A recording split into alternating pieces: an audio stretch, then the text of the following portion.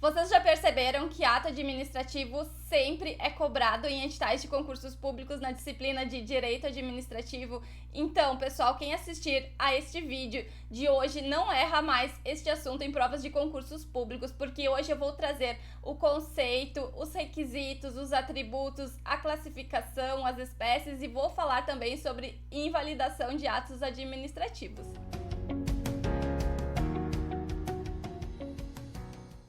Olá, sejam bem-vindos ao canal. Para quem está chegando agora, o meu nome é Natália e hoje nós vamos falar sobre ato administrativo. Eu vou trazer um conteúdo bem completo para vocês. E, pessoal, ato administrativo cai sempre em todo concurso público. Se vocês analisarem, este ano já caiu no concurso do IBGE, no concurso da Polícia Federal, da Polícia Rodoviária Federal, nos concursos das polícias civis que estão abertos, né? Como vocês podem ver, não há como concurseiro escapar de ato administrativo, mas a boa notícia é que se trata de um conteúdo fácil, um conteúdo simples, então, cá entre nós, é até bom que caia mesmo em provas de concursos públicos. Pessoal, se vocês ainda não estão inscritos aqui no canal, então se inscrevam. A sua inscrição é muito importante para mim, mas ela é muito importante para vocês também, porque toda semana eu disponibilizo aqui no canal materiais gratuitamente em PDF, eu comento esses materiais em vídeo e você se inscrevendo, você será notificado sempre que for publicado novo vídeo, novos materiais, então não deixem de se inscrever. Inclusive, o material referente ao vídeo de hoje, ele já está disponível aqui na descrição desse vídeo, então você pode acessar lá e baixar todo este material. Vamos combinar que se esse vídeo for útil para você, se ele te ajudar de alguma forma, você não irá sair daqui sem fazer a sua inscrição, sem deixar o seu like. Mas vamos começar e eu vou colocar aqui na tela para vocês o conceito de ato administrativo segundo Eli Lopes Meireles. Segundo Eli Lopes Meireles, ato administrativo é toda manifestação unilateral da vontade da administração pública que, agindo nessa qualidade, tenha por fim imediato adquirir, resguardar, transferir, modificar, extinguir e declarar direitos ou impor obrigações aos administrados ou a si própria. Pessoal, ato administrativo é a forma através da qual a administração pública se expressa e, sendo uma manifestação do Estado, uma manifestação da administração pública, então um ato administrativo tem como finalidade sempre o interesse público. E, pessoal, eu nunca vi provas de concursos públicos cobrando o conceito de atos administrativos, mas como é um ponto que sempre está nos editais, então eu trouxe para vocês. Eu gostaria de lembrar também que quem tem a função típica de administrar e, portanto, de emitir atos administrativos é o Poder Executivo, mas o Poder Judiciário e o Poder Legislativo também poderão emitir atos administrativos quando estiverem exercendo a função de administrar atipicamente, né? Porque o Poder Judiciário tem a função típica de julgar, mas dentro do Poder Judiciário, por exemplo, tem uma parte administrativa, que é aquela parte que concede férias aos servidores, elabora o seu regimento interno. Então, pessoal, nesta partezinha dentro do Poder Judiciário, ele pode sim atipicamente emitir atos administrativos, mas a sua função típica é julgar. E o mesmo acontece com o Poder Legislativo, né, que tem a função típica de legislar, mas pode atipicamente emitir atos administrativos. E, pessoal, os particulares, quando estiverem atuando em nome do Estado, quando estiverem atuando em nome da administração pública, eles também podem emitir atos administrativos, como, por exemplo, as concessionárias de serviços públicos. Eu considero importante que vocês guardem para a prova que ato administrativo é uma manifestação unilateral da administração pública. Um ato administrativo é infralegal, ou seja, ele está abaixo da lei, né? Um ato administrativo não é lei, pessoal, ele deve obedecer à lei. Além disso, um ato administrativo se submete tanto ao controle judicial como ao controle administrativo. Mas vamos então aos requisitos dos atos administrativos, que são aqueles elementos que devem estar presentes em todo o ato administrativo para que esse ato administrativo seja considerado um ato válido. Para gravar os elementos, os requisitos dos atos administrativos, a gente costuma decorar o com fim for mob. Pessoal, o primeiro elemento do ato administrativo é a competência, e aqui vocês devem se perguntar quem Quem praticou o ato? A pessoa que praticou o ato tinha competência para praticar? O segundo elemento, então, é a finalidade. E aqui a gente deve se perguntar para que o ato foi praticado. Qual o fim deste ato? É o interesse público? O terceiro elemento é a forma. Aqui deve se perguntar como este ato foi praticado. Existe alguma formalidade definida em lei? O quarto elemento, então, é o motivo. E aqui a gente deve analisar o porquê, né, do ato ter sido praticado. E por fim, pessoal, o último elemento, o último requisito do ato administrativo é o objeto. E aqui a gente deve perguntar o quê? O que é esse ato? Aqui o objeto é o ato administrativo em si. A gente chega aos elementos dos atos administrativos através da análise do artigo 2º da Lei 4.717 de 1965, que é a Lei da Ação Popular. E ali ela nos diz todos os elementos que estarão presentes em um ato nulo. E eu vou colocar aqui na tela para vocês a título de conhecimento. São nulos os atos nos casos de incompetência, vício de forma, ilegalidade do objeto, inexistência dos motivos e desvio de finalidade. Então, pessoal, a partir deste artigo que nos traz os casos de nulidade dos atos administrativos, que a gente depreende que serão requisitos de validade dos atos administrativos, então que eles apresentem competência, finalidade, forma, motivo e objeto. Além disso, o parágrafo único do artigo 2º da Lei da Ação Popular, que é o artigo que nós estamos lendo, ele nos diz que a incompetência fica caracterizada quando o ato não se incluir nas atribuições legais do agente que o praticou. O vício de forma consiste na omissão ou na observância incompleta ou irregular de formalidades indispensáveis à existência ou seriedade do ato. A ilegalidade do objeto ocorre quando o resultado do ato importa em violação de lei, regulamento ou outro ato normativo. A inexistência dos motivos se verifica quando a matéria de fato ou de direito em que se fundamenta o ato é materialmente inexistente ou juridicamente inadequada ao resultado obtido. E, por fim, o desvio de finalidade se verifica quando o agente pratica o ato visando fim diverso daquele previsto explícita ou implicitamente na regra de competência.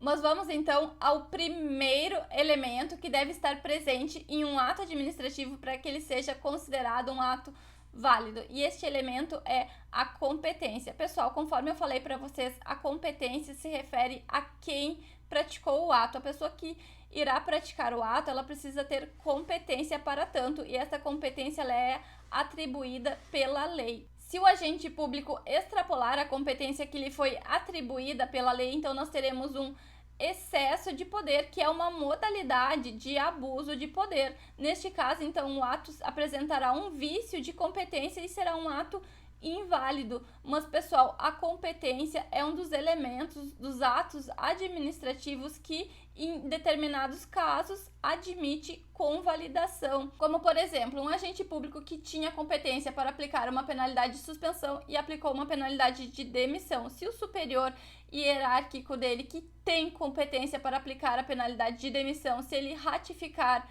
se ele confirmar este ato, então o ato pode ser consertado, ele não precisa ser anulado.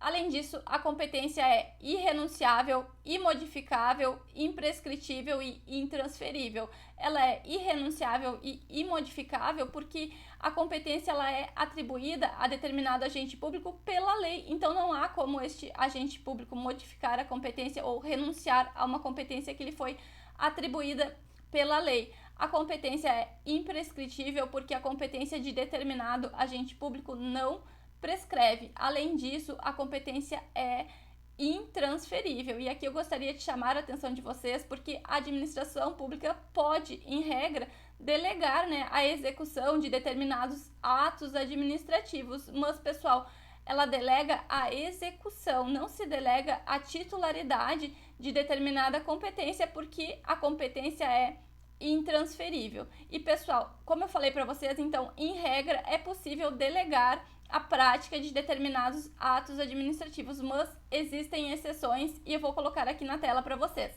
Então, não podem ser delegados a edição de atos de caráter normativo, a decisão de recursos administrativos e as matérias de competência exclusiva do órgão ou entidade. Pessoal, vocês precisam saber isso para a prova porque cai muito. Mas vamos ao segundo requisito dos atos administrativos, que é a finalidade. E, pessoal, estes requisitos dos atos administrativos, eles também podem ser chamados de elementos. Então, se na sua prova falar em elementos dos atos administrativos, entendam que é o com fim formóvel. Se falar em requisitos, também, porque eles são tratados pela doutrina das duas formas. A finalidade de um ato administrativo é o objetivo deste ato, e este objetivo deve ser sempre um fim público. Se o ato não atender à sua finalidade, então ele apresenta um vício, né? É um ato que apresenta desvio de finalidade e é um ato inválido. A finalidade não aceita convalidação. Além disso, pessoal, a finalidade pode ser entendida de duas formas, como a finalidade genérica, que é o interesse público, e também como a finalidade específica, que é aquela finalidade definida em lei. Eu gostaria de citar aqui um exemplo acerca deste requisito do ato administrativo, que é a finalidade, que é um exemplo que é muito cobrado em provas de concursos públicos, que se trata da remoção de determinado servidor público não por interesse público, mas por interesse pessoal do seu superior hierárquico. Pessoal, este ato, então, ele é um ato que não tem como finalidade um objetivo público, né? A finalidade deste ato é um capricho do superior hierárquico de determinado servidor público. Então, este ato é um ato inválido e ele pode ser anulado porque ele apresenta um vício de desvio de finalidade. Mas vamos ao terceiro elemento dos atos administrativos, que é a forma. Pessoal, a forma é como o ato administrativo se apresenta, é a exteriorização de um ato administrativo e a forma deve sempre obedecer ao que é estabelecido em lei. Em regra, a forma de um ato administrativo é a forma escrita, mas um ato também pode se dar de forma verbal ou pode adotar outras formas, desde que não esteja contrariando a lei, né? Um exemplo de um ato, então, é a sinalização de um agente de trânsito, que é também um ato administrativo.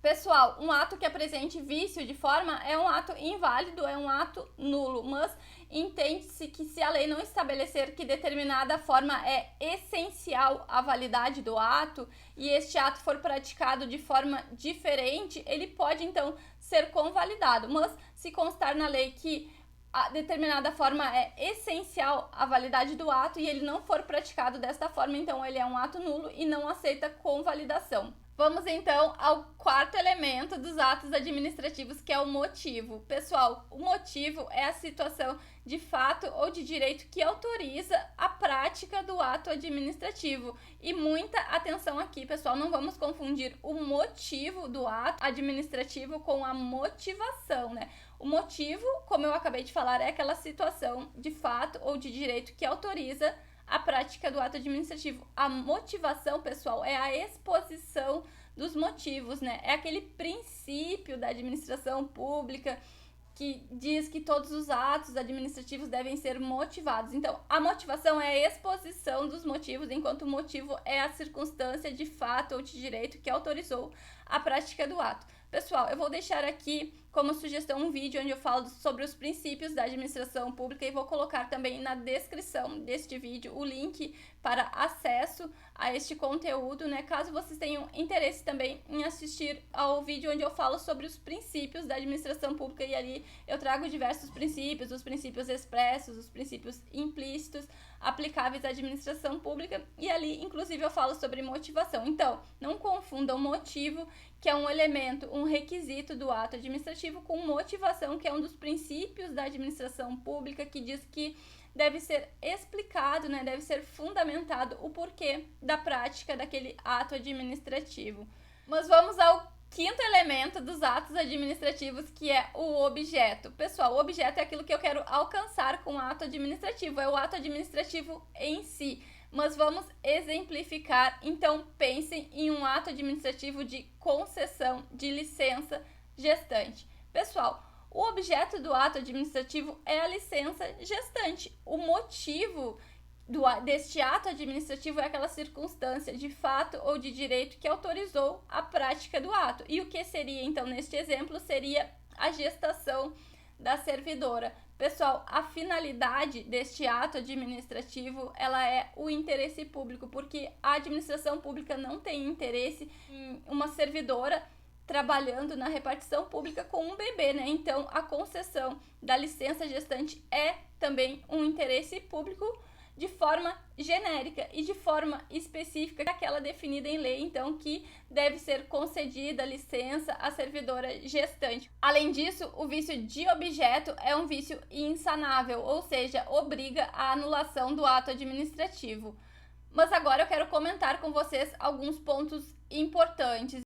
Então, pessoal, percebam que vício de competência e vício de forma, em alguns casos, poderão admitir a convalidação do ato administrativo, ou seja, em determinados casos, então, o ato poderá ser confirmado, poderá ser ratificado e não precisará obrigatoriamente ser anulado. Além disso, eu gostaria de falar aqui com vocês sobre o mérito administrativo. Pessoal, mérito administrativo é a possibilidade que a lei atribui ao agente público de escolha. É uma possibilidade que o agente público tem de escolher dentro dos limites da lei, né, tendo em vista a conveniência e a oportunidade de praticar determinado ato. E, pessoal, este mérito administrativo, ele só existe em relação aos requisitos, aos elementos dos atos administrativos, que são o objeto e o motivo. Estes elementos, objeto e motivo, então, são os únicos que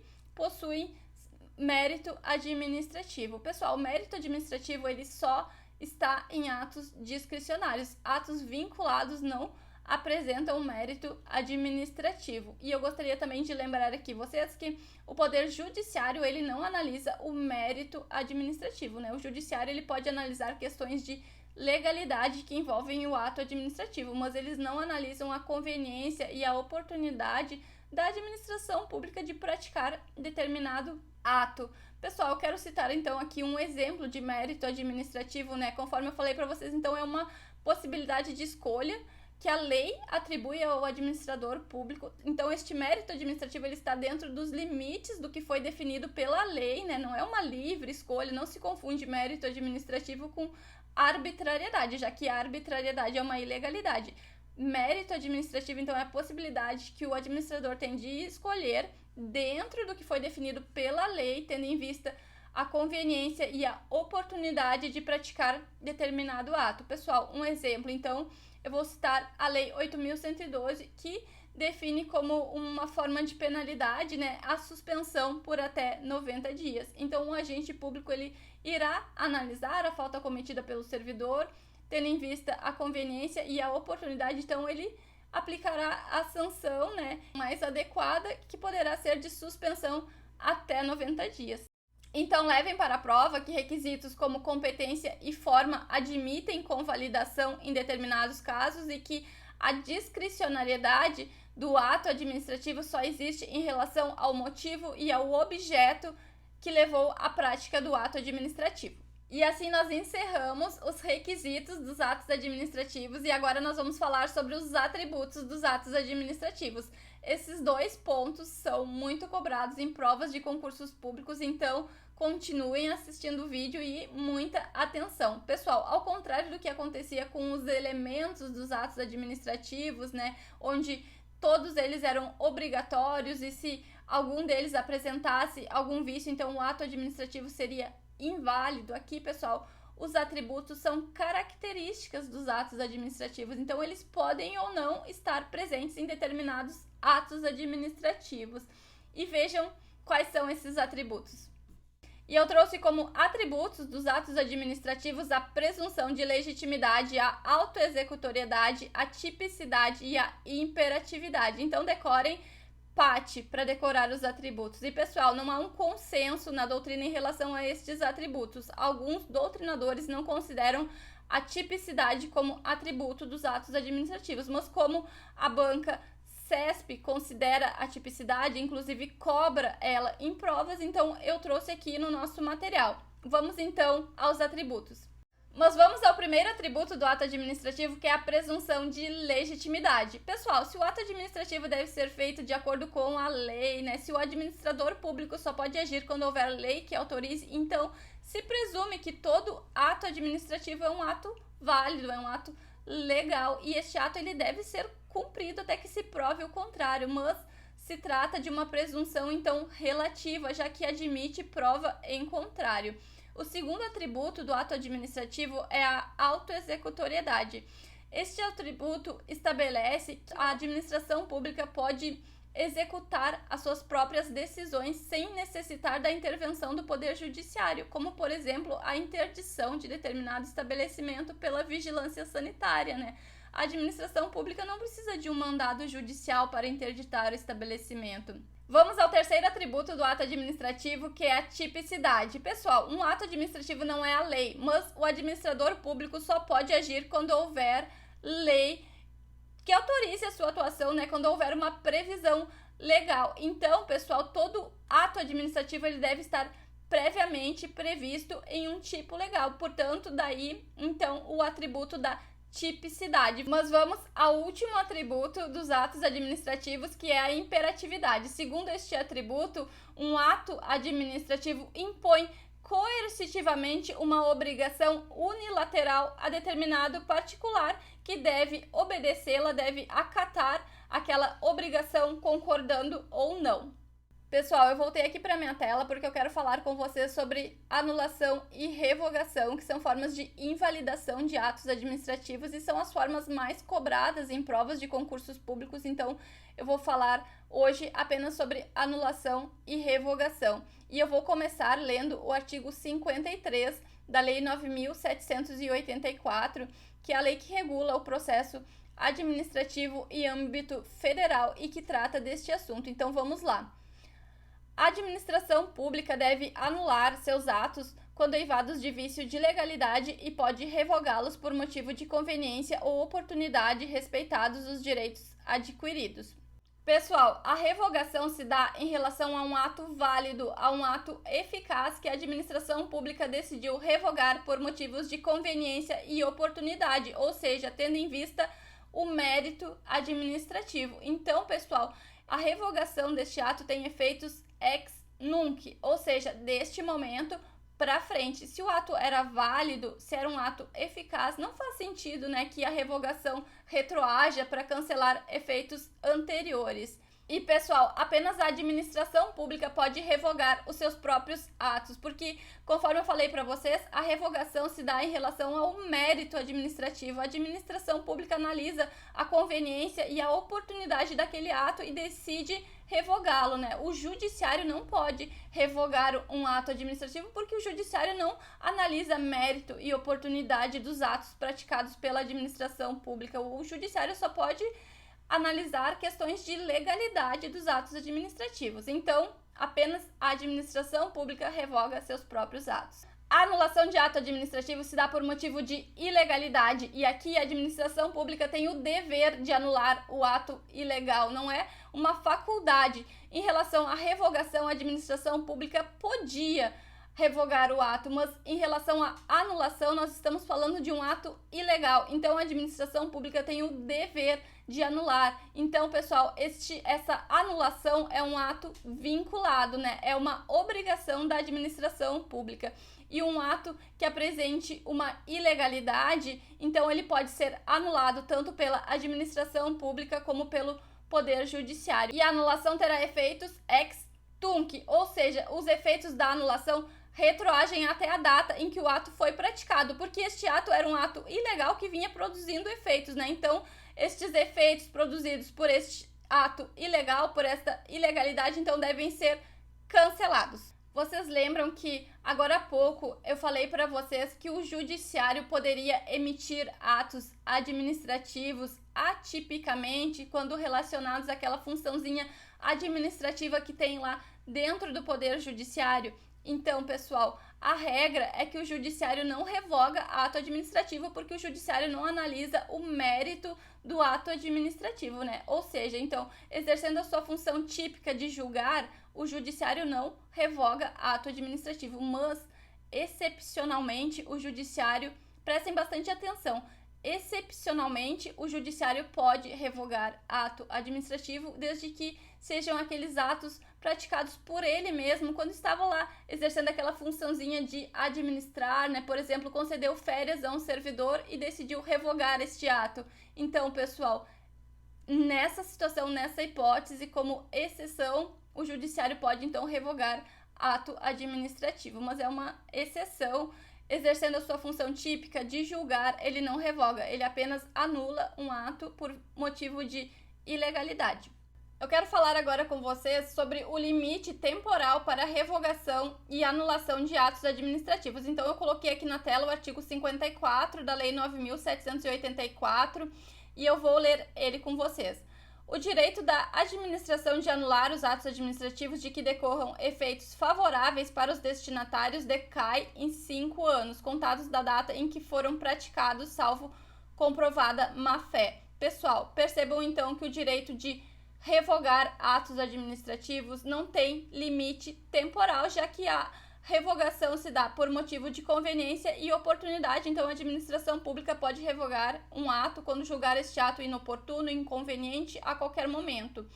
A anulação, ela também poderá ocorrer sempre que constatar que este ato se trata de um ato ilegal, então a administração pública deve, inclusive, anular este ato. Mas, pessoal, se este ato ilegal, ele vinha produzindo efeitos favoráveis a um destinatário e este destinatário estava de boa fé, então há um limite temporal para que a administração pública possa anular este ato. E este limite temporal é de 5 anos e atentem aqui que é um prazo decadencial, não é um prazo prescricional. E vejam o que diz o artigo 55. Indecisão na qual se evidencie não acarretarem lesão ao interesse público nem prejuízo a terceiros, os atos que apresentarem defeitos sanáveis poderão ser convalidados pela própria administração. Pessoal, conforme eu falei para vocês, então, os atos que apresentem defeitos, né, de forma ou de competência, dependendo da circunstância, então, eles poderão ser convalidados, eles não precisam ser necessariamente anulados. E para finalizar, então, a anulação, revogação e convalidação de atos administrativos, eu vou ler o artigo 50 para vocês. Os atos administrativos deverão ser motivados com indicação dos fatos e dos fundamentos jurídicos quando importarem em anulação, revogação, suspensão ou convalidação de ato administrativo. Então, pessoal, percebam que sempre que um ato importar em anulação, em revogação, em convalidação de outro ato administrativo, então este ato deverá ser motivado. Vamos então à classificação dos atos e calmem porque já estamos quase no final, só falta a classificação e depois as espécies e agora vai bem rapidinho, pessoal. Em relação à classificação, eu coloquei para vocês e eu vou comentar aqui no vídeo apenas os principais pontos, ou seja, aquelas classificações que são mais cobradas em provas de concursos públicos. No material que está disponibilizado em PDF, que vocês podem acessar através da descrição deste vídeo, então neste material está bem completo, mas para a prova, então eu acredito que é suficiente essa classificação que eu vou comentar com vocês agora. E eu vou colocar aqui na tela para vocês. Quanto à liberdade de ação, os atos podem ser vinculados ou discricionários. Quanto ao alcance, os atos podem ser de alcance interno ou externo. Quanto ao objeto, os atos podem ser de império, de gestão ou de expediente. E quanto à formação, o ato pode ser simples, composto ou complexo. Quanto à liberdade de ação, os atos podem ser vinculados ou discricionários. Um ato vinculado é aquele no qual a lei já estabelece todos os requisitos e as condições para a realização do ato e não deixa margem de escolha ao administrador público. Um ato vinculado não tem mérito administrativo. Um ato vinculado, ele pode ser anulado, não se revoga um ato vinculado. Além disso, pessoal, um ato vinculado sofre controle judicial. Já a discricionariedade está relacionada à margem de atuação que a lei admite ao administrador público. Então, dentro desta margem de atuação admitida pela lei, tendo em vista a conveniência e a oportunidade, o administrador pode, então, optar em relação alguns aspectos do ato administrativo, e estes aspectos estão relacionados ao motivo e ao objeto. Esta margem de discricionariedade é trazida pela lei, conforme eu citei anteriormente, um exemplo da Lei 8.112, que estabelece uma pena de suspensão de até 90 dias, sendo assim, o administrador público tem essa margem, né, trazida pela lei para ele analisar a falta cometida, analisar a conveniência e a oportunidade da penalidade a ser aplicada, podendo aplicar uma sanção de até 30 dias, aliás, uma suspensão de até 30 dias ou uma suspensão de 60 dias, sendo que a lei admite, então, que ele aplique a suspensão até 90 dias. É um limite trazido pela lei, dentro desse limite ele tem uma margem de discricionariedade. Mas se o administrador, então, resolver aplicar uma suspensão por até 100 dias, pessoal, aqui ele já não está mais atuando dentro do limite de discricionariedade, né? Aqui ele já está tendo uma atuação arbitrária. Então não confundam discricionariedade com arbitrariedade, que, como eu já falei, no direito é uma ilegalidade. A discricionariedade não existe em ato vinculado, já que no ato vinculado o agente público deve fazer exatamente o que está na lei. Além disso, o aspecto discricionário do ato administrativo pode ser revogado pela administração pública. E atentem aqui que o Poder Judiciário, né, não revoga ato administrativo, porque o Poder Judiciário não analisa o mérito do ato administrativo, ele não analisa a conveniência e a oportunidade da administração pública em realizar determinado. Como este assunto costuma ser muito cobrado em provas de concursos públicos, eu trouxe aqui as principais diferenças entre atos vinculados e atos discricionários. Vejam, um ato vinculado, ele é sem margem de liberdade, né? A lei já traz todos os requisitos e condições e o administrador público deve fazer exatamente o que está na lei. Ele não tem mérito administrativo, então ele não deixa margem de escolha na atuação do administrador público. A administração pode anular, mas não pode revogar, né? Já que este ato ele é feito exatamente de acordo com a lei. Então, um motivo que leve à invalidação deste ato será um motivo de legalidade. Então, este ato só pode ser anulado, ele não pode ser revogado e ele sofre controle judicial. Já o ato discricionário é um ato com margem de liberdade, é um ato que a administração pública pode anular, né? Se tiver alguma ilegalidade neste ato, a administração pública então pode anular e ela pode também revogar por motivo de conveniência e oportunidade. Pessoal, eu chamo a atenção de vocês aqui para o fato de que todo ato então pode ser anulado, né? O ato vinculado, ele deve ser anulado, porque em um ato vinculado, o que levará então, como ele não tem mérito administrativo, ele não será revogado, porque a revogação se dá em relação ao mérito, tendo em vista motivo de conveniência e oportunidade. Um ato vinculado não tem mérito administrativo, então ele não pode ser revogado, mas um ato vinculado, ele será anulado. Então a invalidação de um ato vinculado só se dará por anulação. Já em relação ao ato discricionário, o ato discricionário ele pode ter discricionariedade, conforme a gente falou, em relação a alguns aspectos do ato, e os outros aspectos serão vinculados. Então, pessoal, em relação aos aspectos do ato que são vinculados, se houver alguma ilegalidade, este ato pode sim ser anulado e ele pode também ser revogado por motivos de conveniência e oportunidade, já que aqui há mérito administrativo. Então percebam que todo ato administrativo pode ser anulado. E a segunda classificação de atos administrativos é em relação ao alcance dos atos. Os atos podem ser de alcance interno ou de alcance externo.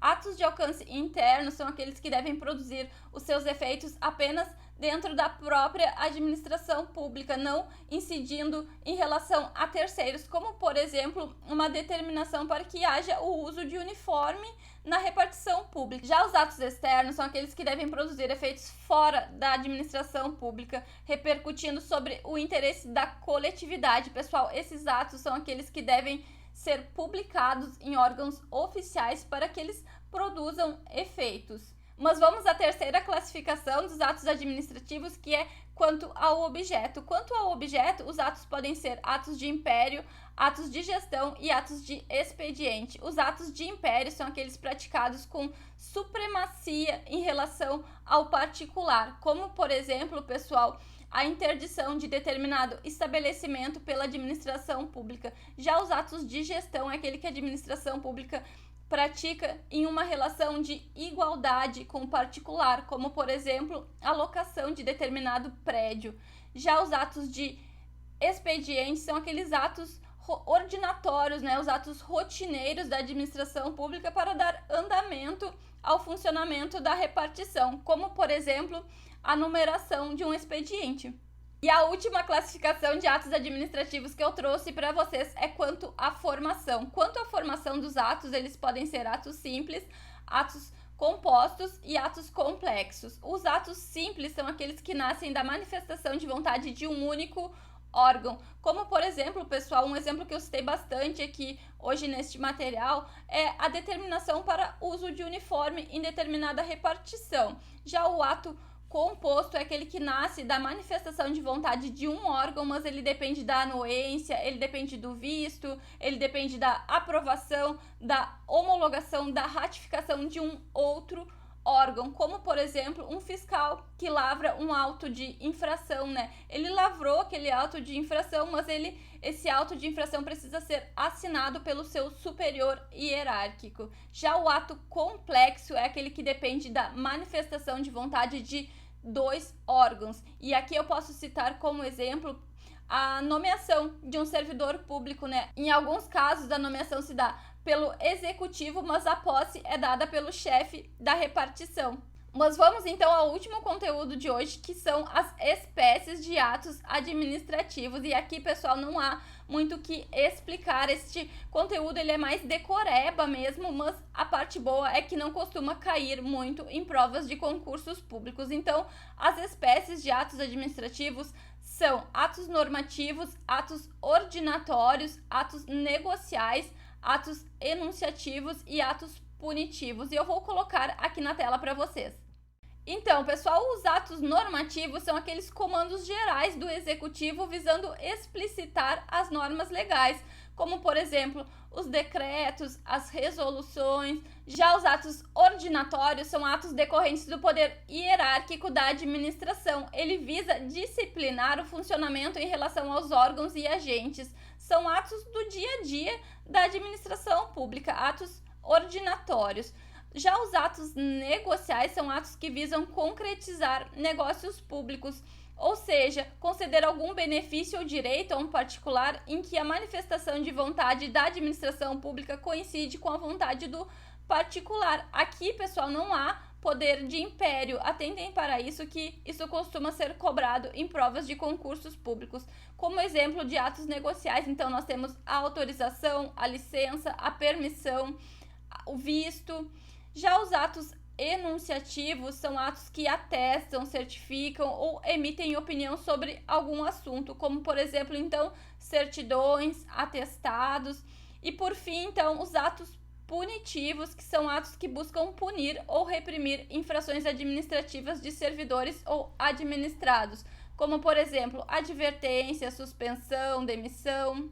Espero que vocês tenham gostado do vídeo, que tenham compreendido o conteúdo. E se vocês ainda têm alguma dúvida, então deixe a sua dúvida aqui nos comentários, porque eu sempre respondo. E se esse vídeo te ajudou de alguma forma, se você curtiu o conteúdo, então faça sua inscrição, curta o vídeo, ative as notificações para que você seja avisado sempre que tiver novo vídeo, novos conteúdos.